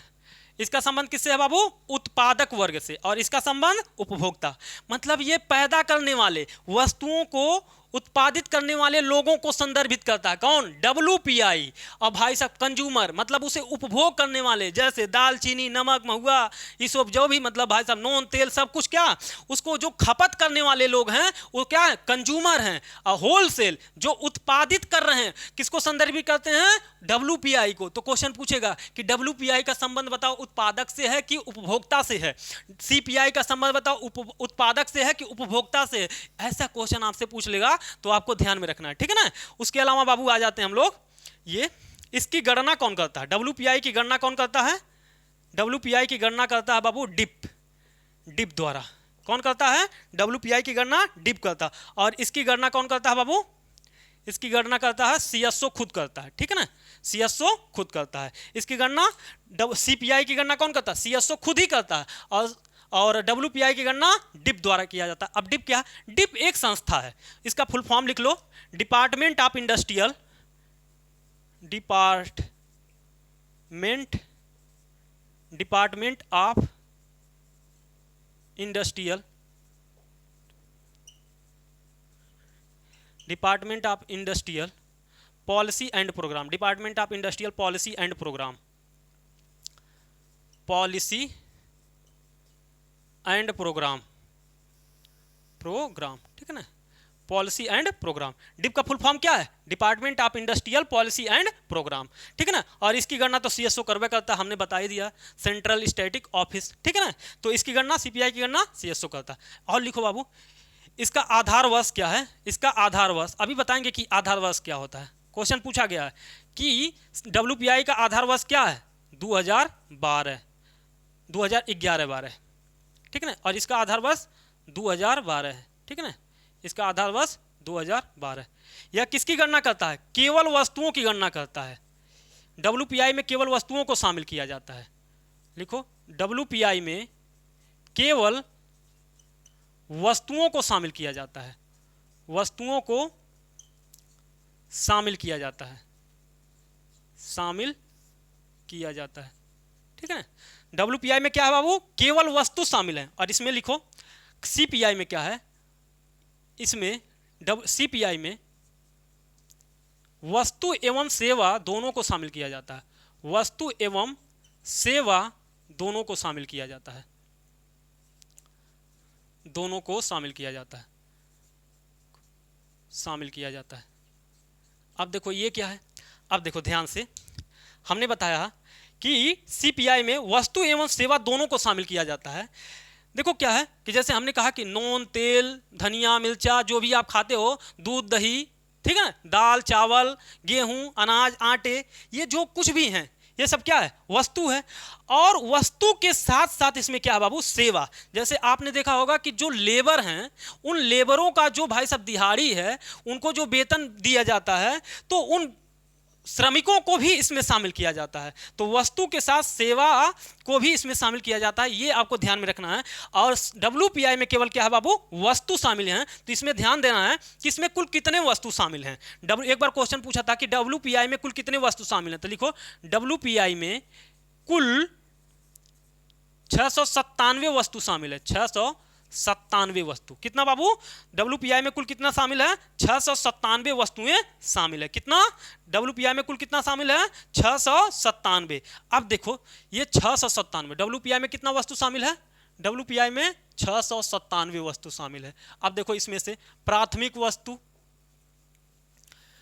वस्तु, उसके बाद ईंधन, और तीसरा क्या है, विनिर्माण। प्राथमिक वस्तु में 117, 116, और ईंधन में 17, और 500, इसमें 564 शायद, हाँ 564, ये कर लो 117 और ये कर लो 16 और 564, ठीक है ना, 564। तो WPI में कुल कितने शामिल हैं? 697 वस्तुएं, 697, ठीक है ना, 697 वस्तु शामिल हैं। और 697 में प्राथमिक वस्तुओं में कौन शामिल किया गया? कितने वस्तु शामिल हैं? 117। ईंधन के रूप में 16 वस्तु शामिल हैं। विनिर्माण के रूप में 564 वस्तुएं शामिल हैं। तो ये भी आपको ध्यान में रखना है, ठीक है ना। तो इस प्रकार हो गया WPI और CPI। एक बार हम आपका रिवीजन कराते हैं खूब तेजी से। देखो, मुद्रास्फीति की गणना कौन करता है? CSO। CSO मुद्रास्फीति की गणना करने के लिए WPI और CPI को आधार बनाता है। WPI को होलसेल प्राइस इंडेक्स अर्थात थोक मूल्य सूचकांक के रूप में जाना जाता है। WPI को उत्पादक वर्ग के रूप में जाना जाता है। इसकी गणना डिप द्वारा किया जाता है, और डिप का फुल फॉर्म है department of industrial policy and programme, ठीक है ना। इसका आधार वर्ष 2011-12 है। WPI में केवल वस्तुओं को शामिल किया जाता है, जिसमें 697 वस्तुएं शामिल हैं। CPI को कंज्यूमर प्राइस इंडेक्स के रूप में जाना जाता है। यह उपभोक्ता वर्ग से संदर्भित है। इसकी गणना CSO द्वारा किया जाता है। इसका आधार वर्ष 2012 है। CPI में वस्तु और सेवा दोनों शामिल किया जाता है। ये आपको ध्यान में रखना है, ठीक है ना। ये चीजें आपको ध्यान में रखना है। अब अगर आपसे पूछे बाबू कि जो ये CSO है मुद्रास्फीति की गणना कैसे करता है, तो लिख लेना, यहीं पे नोट करके लिखना बाबू कि इसकी गणना मासिक आधार पर होती है। कैसे बाबू? CSO मुद्रास्फीति की गणना मासिक आधार पर करता है, ठीक है ना। हर महीने मासिक आधार पर होता है, मासिक आधार पर होता है, ठीक है ना, मासिक आधार पर होता है। ये आपको ध्यान में रखना है। अब यहीं पे एक चीज लगे हाथ, आप यहीं पे लिख लो कि WPI, नोट करके लिखना बाबू, ये सब नोट करके चल रहा है, ठीक है ना, इंपॉर्टेंट फैक्ट है। नोट, WPI और CPI को हेडलाइन मुद्रास्फीति कहते हैं। लिखो, इनको संज्ञा दिया गया है। WPI एवं CPI को हेडलाइन मुद्रास्फीति कहते हैं। हेडलाइन मुद्रास्फीति कहते हैं, मुद्रास्फीति कहते हैं। इसको संज्ञा दिया गया है, ठीक ना, कहते हैं। तो ये सब आपको ध्यान में रखना है। WPI और CPI को क्या कहते हैं? हेडलाइन मुद्रास्फीति कहते हैं, ठीक है ना। और इन मुद्रास्फीति की गणना मासिक आधार पे कौन करता है? CSO द्वारा किया जाता है, ठीक है ना। कौन करता है? CSO करता है। तो ये था हमारा क्या, मुद्रास्फीति में ये चीजें। अब बाबू हम अगर आ जाएं, अगर अगले टॉपिक की तरफ चलें कि मुद्रास्फीति का प्रभाव, ठीक है ना, मुद्रास्फीति का हम लोग को प्रभाव पढ़ना है। पूछा है कि बताओ मुद्रास्फीति का प्रभाव उत्पादक वर्ग पर क्या प्रभाव पड़ता है और व्यापारी पर क्या प्रभाव पड़ता है। पूछा गया क्वेश्चन है, इस तरह से क्वेश्चन पूछा गया है। हम आपको फॉर्मेट बता रहे हैं, ठीक है ना। तो हम लोग देख लेंगे, लगभग 10 होंगे उत्पादक में, इस प्रभाव में, जैसे कि लेनदार, देनदार, ऋणी, ऋणदाता, उसके अलावा पेंशन धारक, उसके अलावा बॉन्ड धारक। इन सब चीज़ों पर आपसे क्वेश्चन पूछा जाता है।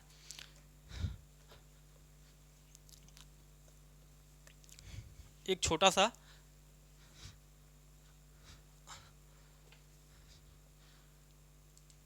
देखो, भारत में मुद्रास्फीति दर, ऐसे करके एक हेडिंग डाल लो छोटा सा, मुद्रास्फीति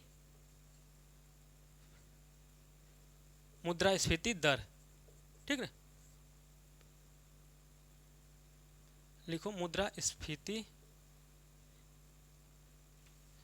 हेडिंग डालो मुद्रास्फीति दर, मुद्रास्फीति दर, ऐसे करके डालो। मुद्रास्फीति दर का मतलब है, देखो भारत में मैक्सिमम कितना हो सकता है, जो भारत में मुद्रास्फीति का जो एरिया है वो कितना निर्धारित किया, 4-2। मुद्रास्फीति कितना है, कितना हो सकता है, फार्मूला का, मुद्रास्फीति का फार्मूला माना जाता है 4+-2। मुद्रास्फीति का फार्मूला कितना है, 4+-2। अर्थात इसका कहने का मतलब है बाबू, इसका कहने का मतलब है कि 4 में एक बार प्लस करो, 4 में +2 करोगे और एक बार 4 में -2 करोगे, 4 में -2 करोगे, 4 में +2 और 4 में -2, ठीक है ना। 4 में 2 करोगे तो कितना मिलेगा, 6 मिलेगा, और 4 में से -2 करोगे कितना मिलेगा, 2, ठीक है ना। अर्थात मुद्रास्फीति मैक्सिमम कितना होना चाहिए भारत में मैक्सिमम 6 तक हो सकता है। मुद्रास्फीति मैक्सिमम कितना हो सकता है, 6, और मुद्रास्फीति मिनिमम कितना हो सकता है बाबू, 2 तक, ठीक ना। मिनिमम कितना होगा, 2 तक। ये आपको ध्यान में रखना है, ठीक है ना। ये वाला जो फार्मूला कौन दिया था, उर्जित पटेल कमेटी ने दिया था। कौन दिया था बाबू, ये फार्मूला कौन दिया था, उर्जित पटेल कमेटी। उर्जित पटेल कमेटी ने ये दिया था। कमेटी के सिफारिश पर भारत में 4± का फार्मूला चलता है। किसके लिए? मुद्रास्फीति के दर के लिए। तो मुद्रास्फीति कितना होना चाहिए? मैक्सिमम 6 और कम से कम कितना होना चाहिए? 2, अर्थात 2 से कम ना हो, 6 से ज्यादा ना हो। 2 से कम ना हो, 6 से ज्यादा ना हो। तो पूछेगा कि मुद्रास्फीति दर 4+-2 का फार्मूला किसने दिया था? तो उर्जित पटेल कमेटी ने दिया था। कौन दिया था बाबू? मुद्रास्फीति के दर 4+-2 का फार्मूला कौन दिया था? तो उर्जित पटेल कमेटी ने दिया। अर्थात इसके तहत मैक्सिमम कितना पूछेगा कि मुद्रास्फीति भारत में मैक्सिमम कितना होना चाहिए? उर्जित पटेल कमेटी के अनुसार 6, मिनिमम कितना होना चाहिए? 2। तो ये सब आपको ध्यान में रखना है, ठीक है ना? ये सब चीजें आपको ध्यान में रखना है, ठीक है ना? अब हम लोग आ जाते हैं जो आपको लिखाने के लिए बोले हैं। अब लिखो मुद्रास्फीति का प्रभाव। लिखो मुद्रास्फीति का प्रभाव, मुद्रास्फीति का, इन्फ्लेशन का प्रभाव।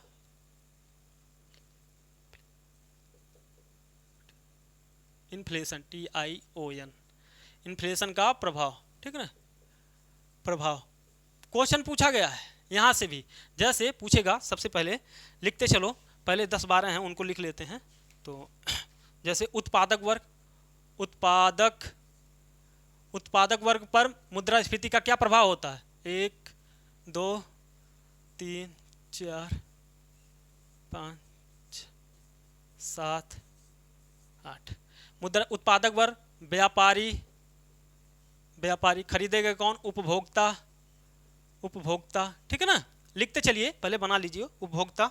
उसके बाद निश्चित आय वाले, निश्चित आय वाले, निश्चित आय वाले व्यक्ति, ठीक है? उसके अलावा लिखो पेंशन धारक, पेंशन धारक। अभी एकदम याद नहीं करना पड़ेगा, यहीं पे समझाएंगे, सब समझ में आ जाएगा।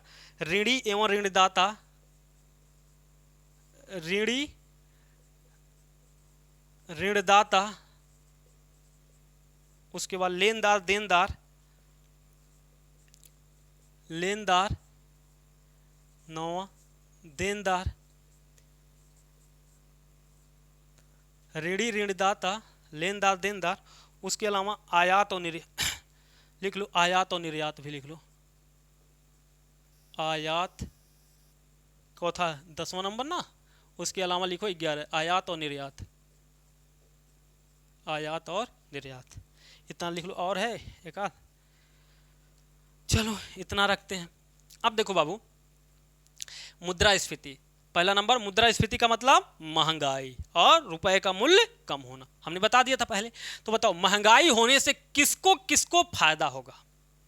पहले दिमाग लगाओ कि अगर वस्तु का दाम महंगा होगा तो इससे किसको किसको फायदा होने वाला है और किसको किसको हानि होने वाला है। यही होता है, आपसे प्रभाव के रूप में पूछा जाता है। अब आप बताओ कि जो मुद्रास्फीति में इन्फ्लेशन होगा, जो पैदा कर रहा है, उसे लाभ होगा कि हानि होगा? तो लिखो बाबू, लाभ होगा। क्या होगा? इसे लाभ होगा। क्या? लाभ होगा।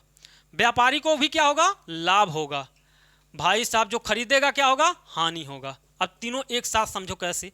देखो बाबू, मान लो, देखो ध्यान से समझना, ध्यान से समझना तभी समझ में आएगा। आज मान लो कोई व्यापारी, मान लो कोई हम उत्पादक हैं, मान लो हम क्या कर रहे हैं, मान लो कि हम ये मार्कर बना रहे हैं। क्या बना रहे हैं बाबू? मार्कर। अभी इस मार्कर का दाम क्या है बाबू? 10 रुपए में एक मार्कर है। लेकिन इस मार्कर का दाम बढ़ जाए 12 रुपए, अब 12 रुपए में एक मार्कर, तो बताओ 2 रुपया का फायदा हुआ कि नहीं हमको? हाँ, 2 रुपए का शुद्ध लाभ हुआ कि नहीं हमको? तो बताओ जो उत्पादन करेगा वो लाभ कमाएगा कि नहीं कमाएगा? जाहिर सी बात है, अगर महंगा होगा वस्तु तो किसको लाभ होगा? जो उत्पादन कर रहा है। भाई साहब जो बेचेगा उसको भी लाभ होगा कि नहीं होगा? हाँ, सेम बात है। उत्पादक वर्ग और व्यापारी, जो उत्पादन कर रहा है उसको भी लाभ होगा, जो बेचेगा उसको भी लाभ होगा। अब भाई साहब लेकिन जो खरीद रहा है उसको क्या होगा? उपभोक्ता, मतलब जो उसे कंजप्शन करेंगे, जो उसे उपभोग करेंगे, जो उसका यूज करेंगे, जो उसको खरीदेंगे, उन पर क्या प्रभाव पड़ेगा? तो बताओ बाबू, पहले खरीद रहे थे 10 रुपया में एक मार्कर, अब खरीद रहे हैं 12 रुपया में एक का मार्कर, अर्थात हम खरीदने वाले हैं तो हमको क्या हुआ? -2 रुपए का हानि। तो बताओ हानि होगा कि नहीं? ऐसा क्वेश्चन पूछेगा आपसे, ऐसा ही क्वेश्चन आपसे पूछेगा कि बताओ उपभोक्ताओं पर क्या प्रभाव पड़ेगा। समझ में आया? तो उपभोक्ताओं पर क्या प्रभाव पड़ेगा? हानि होगा। समझ में आया? तो ऐसा क्वेश्चन पूछेगा।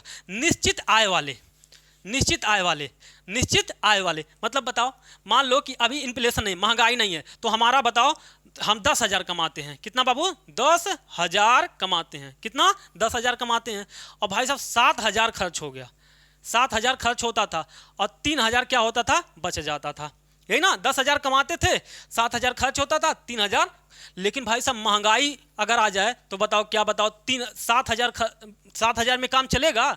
मान लो पहले जो चीज़ जो मान लो जो चावल 20 रुपए किलो मिलता था वो 25 हो जाए, जो भाई साहब बच्चों के कोचिंग का फीस 300 लगता था 400 हो जाए, भाई साहब जो मोबाइल का रिचार्ज 300 में होता था वो 350 हो जाए, भाई साहब जो रास्ते का किराया 50 रुपए में होता था वो 60 रुपए हो जाए, तो बताओ हाई जो खर्चवा होगा वो बढ़ जाएगा कि नहीं हो जाएगा? और जब ई बढ़ेगा 7,000 से मान लो कितना हो जाए 8,000 हो जाएगा, 8,000 हो जाएगा, तो अब बचेगा कितना? पहले 3,000 बचता था, अब कितना बचेगा? 2,000 बचेगा कि नहीं बचेगा? तो बताओ जो निश्चित आय वाले हैं उनको क्या होगा, लाभ होगा कि हानि हुआ? हानि हुआ। पहले 3,000 बचा था, अब कितना बचेगा? 2,000, तो लिखो इसके सामने हानि। क्या बाबू? हानि। क्या होगा? हानि। तो ये आपको ध्यान में रखना है, ठीक है ना, ये सब ऐसे आपको दिमाग लगाना है, याद करोगे तो नहीं याद होगा, लाभ होगा हानि होगा, लाभ होगा हानि होगा, ऐसे करते रह जाओगे तो याद नहीं होगा, आपको दिमाग लगाना है आखिर कैसे हो रहा है, तो कैसे हो रहा है आपको ये सोचना है, और जब सोचोगे तो गलत नहीं होगा। अब बाबू देखो पेंशन धारक, और सेम सिस्टम तो पेंशन धारक को भी होगा, अरे जैसा निश्चित आय रहा वैसा तो पेंशनों पाते हैं, यहाँ भाई साहब सैलरी पा रहे हैं, यहाँ पेंशन पा रहे हैं, भाई साहब मान लो पेंशन, ये भी पेंशन 10,000 पाते हैं, तो पहले 7,000 में काम चल जा रहा था, महंगाई की वजह से अब कितना हो गया? 8,000 हो गया। तो बात तो वह होगा, चाहे निश्चित आय वाले हो चाहे पेंशन हो, बात तो एक ही है, तो इनका भी क्या होगा बाबू? हानि ही होगा। कितना होगा? क्या होगा? हानि होगा। अब देखो ऋणी और ऋणदाता, ऋणी और ऋणदाता क्या होगा बाबू? ऋणी को क्या होगा बाबू? ऋणी को होगा लाभ, ऋणी को होगा लाभ और ऋणदाता को होगा हानि। ऋणी को होगा लाभ और ऋणदाता को होगा हानि। ऋणदाता मतलब देने वाले को, और ऋणी का मतलब जो भाई साहब पैसा लिया है। अब देखो ये कैसे होगा, जैसे मान लो एक व्यक्ति है, एक व्यक्ति है, क्या बाबू? एक व्यक्ति है, ये मान लो 2023 में किसी से लिया था 10 रुपये। कितना लिया था? 10 रुपये। और उस समय 10 रुपये में 1 केजी आलू मिलता था। क्या मिलता था बाबू? 1 केजी आलू मिलता था। ये कौन है? ऋणी है। कौन है? ऋणी है। कौन है बाबू? ऋणी है। भाई साहब मान लो 2024 में इन्फ्लेशन आ गया। क्या आ गया बाबू? 2024 में इन्फ्लेशन आ गया। अब क्या होगा कि जो 10 रुपये ये क्या किया, जिससे लिया था उस व्यक्ति को, इस व्यक्ति को क्या कर दिया? दे दिया। कब? 2024 में। अब बाबू 2024 में 10 रुपया वापस कर दिया, लेकिन 2024 में क्या है? इन्फ्लेशन है। क्या है बाबू? इन्फ्लेशन है, महंगाई है। अगर इन्फ्लेशन अर्थात मुद्रास्फीति है तो बताओ 2023 में लिया था 10 रुपया, तो 10 रुपया में उस समय मिलता था 1 किलो आलू, लेकिन जब दे रहा है तो 10 रुपया के जगह पे आलू का दाम अब कितना हो गया? 12 रुपया हो गया है। क्या बाबू? 12 रुपया में 1 केजी आलू मिल रहा है। 1 केजी आलू मिल रहा है, अर्थात बताओ इसके 10 रुपये का मूल्य कितना माइनस में हुआ, अर्थात 2 रुपये इसको घाटा होगा कि नहीं होगा? हाँ, जब दिया था तो 10 रुपए में 1 किलो आलू, और जब पैसा पा रहा है तो 10 रुपए में 12 रुपए में 1 किलो आलू, अर्थात रुपए का मूल्य, रुपए का वैल्यू क्या है? कम हो गया है, उतना औकात अब इसका नहीं रह गया है। तो अर्थात जब दिया था तो भाई साहब, अर्थात जो देगा, ऋणी जो व्यक्ति है, जो पैसा दे रहा है, उसको हुआ लाभ कितने का? प्लस 2 रुपया का। तो एक को हानि तो दूसरे को लाभ, ये ध्यान में रखना है। जब दिया था तो 10 रुपए में 1 किलो आलू, जब पैसा मतलब हम जब कर्ज लिए थे तब कितना? 10 रुपए में 1 किलो आलू, और जब हम लौटा रहे हैं तो 12 रुपए में 1 किलो आलू। तो बताओ पैसवा का मूल्य में कमी आया कि नहीं आया? हाँ, पहले 10 में मिलता था अब 12 में मिला, तो अर्थात 2 रुपए का भाई सब अंतर हुआ कि नहीं हुआ? तो बताओ देने वाले को घाटा होगा कि नहीं? जब दिया था मजबूत वाला पैसा दिया, और जब पा रहा तो कमजोर वाला पैसा पा रहा है, तो बताओ किसको लाभ किसको हानि? तो जो दे रहा है उसको लाभ हो रहा है उस समय, और जो ले रहा है ऋणदाता जो दिया था उसको क्या होगा? हानि होगा। तो ये ध्यान में रखना। लेनदार देनदार, इसका उल्टा सोचो, लेनदार और देनदार के संदर्भ में। फिर यही उदाहरण आपको बताता हूं लेनदार और देनदार के संदर्भ में, ठीक है ना? लेनदार और देनदार के संदर्भ में, लेनदार और देनदार। अब देखो मान लो बाबू, लेनदार और देनदार, मान लो 2023 चल रहा है, मान लो कि अब क्या है? 2024। 2024 में क्या है? इन्फ्लेशन अर्थात महंगाई है। क्या बाबू? इन्फ्लेशन है। क्या? मुद्रास्फीति है। क्या? मुद्रास्फीति है। और इस समय एक 10 रुपए में 1 किलो आलू आ रहा है। कितना? 1 किलो आलू आ रहा है। तो ये क्या होगा? मान लो कि एक व्यक्ति है, कौन? लेनदार और देनदार, एक लेने वाला है और एक देने वाला है। तो मान लो कि ये व्यक्ति देने वाला है, दिया 10 रुपए दिया, किसको? दूसरे व्यक्ति को। इस व्यक्ति को दिया, तो इस समय 10 रुपए में 1 किलो आलू मिल रहा है। क्या मिल रहा है बाबू? 1 किलो आलू मिल रहा है। लेकिन सोचो, लेनदार और देनदार के संदर्भ में, जब ये वापस लौट आएगा तो इन्फ्लेशन खत्म हो चुका है। इन्फ्लेशन खत्म हो चुका, अर्थात क्या होगा? वस्तु रुपए का मूल्य बढ़ जाएगा। क्या होगा बाबू? रुपए का मूल्य, अभी इन्फ्लेशन है तो रुपए का मूल्य कम, और जब वापस करेगा तो रुपए का मूल्य ज्यादा। तो बताओ किसको फायदा, किसको घाटा? ये भी लिख लो यहीं पर। लेनदार को क्या होगा? हानि, और देनदार को क्या होगा? लाभ।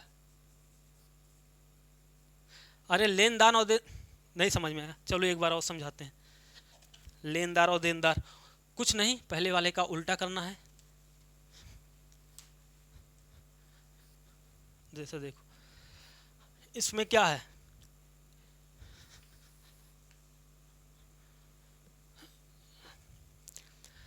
हम पढ़ा क्या रहे हैं? मुद्रास्फीति का प्रभाव। तो मुद्रास्फीति, मान लो कि मुद्रास्फीति है, और भाई साहब इस समय 10 रुपए में क्या मिल रहा है? 1 किलो आलू मिल रहा है।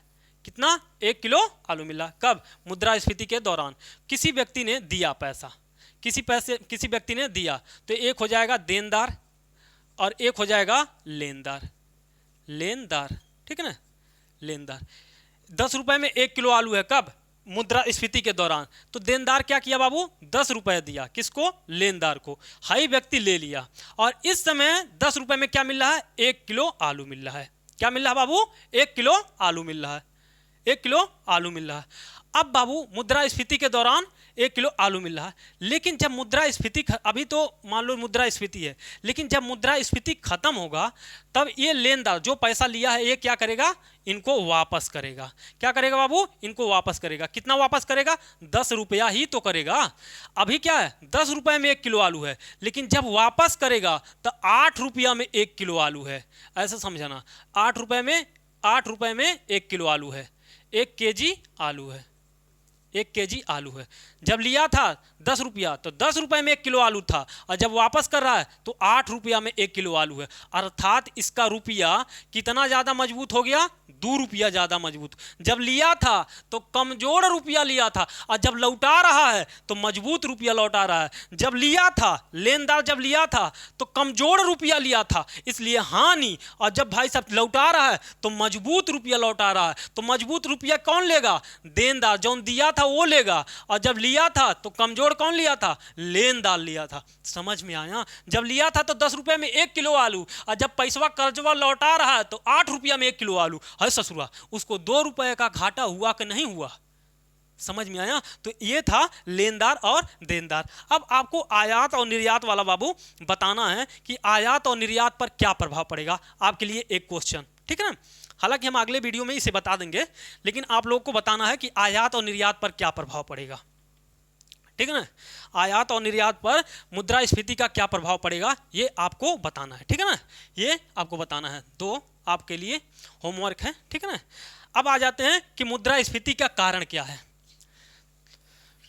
मुद्रास्फीति का कारण डायरेक्ट पूछता है क्वेश्चन कि मुद्रास्फीति आखिर महंगाई का क्या कारण है बाबू? मुद्रास्फीति का क्या कारण? मुद्रास्फीति का क्या कारण है बाबू? अर्थात महंगाई का क्या क्या कारण है भारत में? आप लोग बताओ कि भारत में मुद्रास्फीति के क्या क्या कारण हैं, क्या क्या कारण हो सकते हैं। आप लोग दिमाग लगाओ, लिखो मुद्रास्फीति के कारण। मुद्रास्फीति के कारण, मुद्रास्फीति के कारण कौन कौन से कारण हैं? पहला नंबर लिखो, मांग जनित मुद्रास्फीति। मांग जनित मुद्रास्फीति, मांग जनित मुद्रास्फीति। दूसरा लिखो आयातित आयातित मुद्रास्फीति। आयातित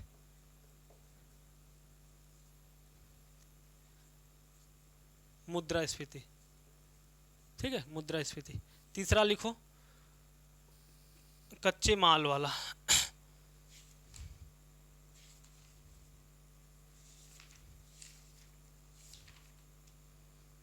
तीसरा लिखो लागत जन्य मुद्रास्फीति। चौथा लिखो काला बाजारी,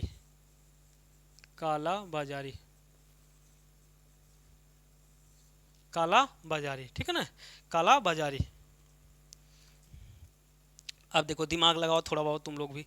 देखो मांग जनित, बाबू हमने क्या बताया, पहला देखो कोई वस्तु है, मान लो कि 100 लोग हैं, 100 लोगों ने 100 टीवी का डिमांड किया, लेकिन उत्पादन कितना हुआ 90, बचा कितना 10, मतलब 10 शेष रह गया, 10 लोग नहीं खरीद पाए। 100 लोग थे, 100 लोग 100 टीवी का डिमांड किए थे, लेकिन 90 ही टीवी उत्पादन हो पाया। 10 लोग ऐसे हैं जो टीवी नहीं खरीद पाए। इस वजह से क्या हो जाएगा, एक अनार 100 बीमार वाली बात हो जाएगी। इस वजह से क्या हो जाएगा, लागत मांग जनित मुद्रास्फीति। इससे क्या हो जाएगा, खरीदने वाले ज़्यादा हैं, वस्तु कम है, खरीदने वाले ज़्यादा हैं, तो इससे क्या होगा, वस्तु का दाम बढ़ जाएगा। इस वाले को क्या कहते हैं, मांग जनित मुद्रास्फीति। इसी के आगे लिख लेना, एक अनार 100 बीमार, खरीदार ज़्यादा है, उत्पादन कम हुआ, वस्तु कम है, इसकी वजह से वस्तु का दाम क्या हो जाता है। जैसे मान लो कोनो मार्केट में प्याज वाज कम हो जाता है, तो खरीदने वाले खूब ज़्यादा हो जाते हैं, और भाई साहब पियाजिया कम में रहता है, तो भाई साहब खूब महंगा हो जाता है, 100 रुपया किलो अनार हो जाता है, पियाजिया अनार हो गए लो भैया। तो क्या होता है, मांग जनित, मतलब खरीदार ज़्यादा है, भाई साहब वस्तु कम है। तो ऐसी स्थिति में अगर महंगाई आ रही है, तो उस महंगाई को क्या कहते हैं, मांग जनित मुद्रास्फीति। आयातित, मान लो हम बहुत सारा चीज़ क्या कहते हैं बाबू, विदेशों से आयात करते हैं, जैसे कच्चा तेल, क्या कहते हैं बाबू, क्रूड ऑयल, मतलब विदेश से हम कच्चा तेल मंगा। अगर मान लो जिस देश से हम सामान मंगा रहे हैं, उस देश में ही वस्तु महंगा हो गया। मान लो अभी एक बैरल क्या होता है, जो तेल आता है ना बाबू, वो किस में आता है, बैरल में आता है। किस में आता है, बैरल में आता है। किस में आता है, बैरल। एक बैरल का दाम है मान लो कि $160, कितना, $160। कहाँ से मंगाते हैं, मान लो कि हम भाई सऊदी अरब से मंगाते हैं, कहाँ से, चाहे अमेरिका यूएसए से मंगाते हैं, कहीं से मंगा रहे हो। मान लो एक बैरल का दाम कितना है बाबू, 160 रुपया। अब बाबू अमेरिका का कर दे, एक बैरल का दाम कितना कर दे बाबू, एक बैरल का दाम $180 कर दे। तो बताओ, जब 160 रुपया में आ रहा था, तो 70 रुपया लीटर मिल रहा था भारत में, 70 रुपये लीटर तेल मिल रहा था। लेकिन जब अमेरिका ने 180 रुपया कर दिया एक बैरल का दाम, तो भारत में जाहिर सी बात है 70 से ऊपर हो जाएगा, 75, 80, 90 कुछ भी हो सकता है। तो जो चीज़ हम मंगा रहे हैं विदेश से, आयात कर रहे हैं, अगर विदेश में ही उस वस्तु का दाम बढ़ जाए, तो भारत में अपने आप बढ़ जाएगा। इसी कहते हैं आयातित मुद्रास्फीति, ठीक है ना, लागत जन मुद्रास्फीति। मान लो भारत में कोई चीज़ हम बना रहे हैं ना, मान लो कि भाई साहब क्या टीवी बना रहे हैं, क्या बना रहे हैं बाबू, टीवी, मोबाइल बना रहे हैं, चलो मोबाइल बना रहे हैं। अब मोबाइल बना रहे हैं बाबू, तो मोबाइल मान लो कोई बन रहा है, तो मोबाइल का पहले मान लो कि दाम था 1000 रुपया। एक मोबाइल का दाम, मान लो सैमसंग का है मोबाइल, एक सैमसंग मोबाइल का दाम 1000। लेकिन बाबू क्या हो जाए, मोबाइल बनाने में जो लगने वाला कास्ट है, वो पहले लगता था, एक मोबाइल को बनाने में सैमसंग को 900 रुपया लगता था, और 100 रुपये के मार्जिन पे वो बेच देती थी। अब मोबाइल को बनाने में कितना लग रहा है, 1000 रुपया लग रहा है। उसी मोबाइल को बनाने में कितना लग रहा है, 1000। तो बताओ अब कितने का बेचेगी, जाहिर सी बात है 1100 रुपये में बेचेगी। कितने का, 1100 रुपया में। मतलब जिस चीज़ का हम इस्तेमाल कर रहे हैं, जिस चीज़ को हम बना रहे हैं, अगर उसी का दाम बढ़ जाए, तो जाहिर सी बात है फाइनल प्रोडक्ट का दाम भी बढ़ जाएगा। तो इसे लागत जनित मुद्रास्फीति। इसमें बहुत सारे चीज हो सकते हैं, मकान का किराया बढ़ जाए, हाँ भाई साहब जहां बन रहा है वो भी तो किराया देना पड़े, भूमि का मतलब एक तरह से भूमि, भवन, पैसा, पूंजी, ये सब कुछ होता है ना, सब कुछ। मान लो कि सरकार टैक्स ज्यादा बढ़ा दे, ये भी तो हो सकता है, टैक्स बढ़ा देगी तो भाई साहब वो सरकार को टैक्स देने के लिए ज्यादा पैसा लगेगा, और ज्यादा पैसा लगेगा तो भाई साहब वस्तु का दाम भी बढ़ जाएगा। तो ऐसे भी हो सकते हैं। कालाबाजारी, मान लो भाई साहब कालाबाजारी भी एक बड़ी समस्या है। मान लो कालाबाजारी क्या है, ध्यान से समझना कालाबाजारी क्या है। कालाबाजारी आप लोगों को ध्यान से समझना है, ठीक है ना। कालाबाजारी जैसे देखो, यही समझो, थोड़ा सा साफ कर लेते हैं, ठीक है। लो कालाबाजारी समझो, मान लो कि इस देश में 1 कुंटल मतलब 10 कुंटल 100 किलो, मान लो ऐसे छोटा लेते हैं, 100 केजी क्या हुआ, प्याज उत्पादन हुआ। कितना बाबू? 100 केजी प्याज उत्पादन हुआ। और भारत के लोगों के लिए, मतलब इस भारत देश के लिए 95 केजी जरूरत है। मतलब पूरे भारत को कितना प्याज चाहिए? 95 केजी। कितना बाबू? 95 केजी। उत्पादन हुआ, मार्केट में कितना आया? 95 के, मतलब सॉरी, उत्पादन कितना हुआ? 100 किलो का। पूरे देश में कितना प्याज उत्पादन हुआ? 100 केजी। और पूरे भारत के लोगों को कितना प्याज चाहिए साल भर में? 95 केजी। अब भाई साहब, जब पूरा हमको चाहिए 95 केजी, लेकिन बीच में क्या? अब बताओ, ऐसी स्थिति में प्याज का दाम ज़्यादा महंगा होगा? नहीं, जाहिर सी बात है कि एक औसत रहेगा। क्यों? क्योंकि हमारे कितना टोटल 100 केजी उत्पादन हुआ है, जब जरूरत भी कितना है? 95 केजी का। तो भाई साहब, मतलब दाम तो औसत रहेगा, बहुत ज़्यादा न तो सस्ता होगा न तो बहुत ज़्यादा महंगा होगा। लेकिन एक तरीका है इसे सस्ता या महंगा करने का। वो क्या बाबू? महंगा करने का। क्या करें? कुछ लोग, कुछ बड़े बड़े व्यापारी क्या करते हैं? व्यापारी क्या करते हैं? इस प्याज को, इस 100 केजी के प्याज में 70 केजी क्या करें बाबू? 70 केजी प्याज क्या करें बाबू? खरीद करके अपने गोदाम में रख लें। कहाँ कर लें बाबू? गोदामों में रख लें। कहाँ रख लें? गोदामों में रख लें। अब बाबू 70 किलो प्याज अपने खरीद करके भाई साहब गोदाम में रख ले। गोदाम में रख ले, इसकी भनक किसी को भी ना लगे कि भाई साहब वो प्याज गया कहाँ। ठीक है ना? 100 किलो उत्पादन हुआ, 95 किलो पूरे भारत को चाहिए, जिसमें से 70 किलो क्या किए व्यापारियों ने? अपने गोदाम में खरीद करके रख लिया, जमा कर लिया। अब बाबू उसी को कहते हैं जमाखोरी। अब ये जमाखोरी कर लिए। अब मार्केट से प्याज आया कितना बाबू? 70, और 30 केजी मात्र आया, और चाहिए था कितना का? 95 केजी। अर्थात बाबू अब क्या होगा? डिमांड बढ़ जाएगा। क्या होगा बाबू? डिमांड बढ़ जाएगा। किसका? प्याज का। डिमांड बढ़ जाएगा। प्याज का डिमांड क्या हो जाएगा बाबू? बढ़ जाएगा। 30 केजी, 100 केजी उत्पादन हुआ, 95 केजी जरूरत है, जिसमें से 70 केजी व्यापारियों ने गोदाम में रख लिया, और 30 केजी मार्केट में आया, लेकिन चाहिए था कितना? 95 केजी। अब बाबू डिमांड बढ़ जाएगा। अब जब डिमांड बढ़ जाएगा तो भाई साहब एक अनार 100 बीमार वाली भाई साहब घटना यहाँ भी घटेगी। खाने वाले 95 किलो चाहिए, लेकिन मिला कितना? 30 किलो। डिमांड बढ़ जाए, भैया हमको प्याज 4 किलो, 5 किलो, 10 किलो लोग खरीदने लगेंगे। भाई साहब जिनके पास पैसा है, और जिनके पास पैसा नहीं है तब भी भाई साहब जरूरत पड़ने पर तनिक बल ली है, 50 ग्राम ली है, 100 ग्राम ली है, लेकिन ली है तो जरूर है। तो इससे क्या होगा? जो प्याज 30 रुपए किलो था, 20 रुपए किलो था, वो 40, 50, 60, 70, 80, 90 ऐसे करके भाई साहब खूब उछाल मारेगा। अब बाबू जैसा ही खूब उछाल मारेगा, 100 रुपया किलो, 50 रुपया किलो, 80 रुपया किलो, 90 रुपया किलो हुआ, वैसा हाई व्यापारी अपने गोदाम से धीरे धीरे 100 रुपया में भाई साहब खरीदे कितना थे? 20-25 रुपया दाम पे खरीद के रखे थे, और बेच कितने पे हैं? 100 रुपए किलो पर। जैसा खूब महंगा हुआ, धीरे धीरे अपने गोदाम से क्या करेंगे? प्याज निकाल करके मार्केट में लाके बेचने लगेंगे। तो इसी प्रकार के व्यापार व्यवस्था को क्या कहते हैं बाबू? काला बाजारी कहते हैं। क्या कहते हैं बाबू? काला बाजारी कहते हैं। समझ में आया ये चीज? तो ये है बाबू काला बाजारी। ठीक है ना?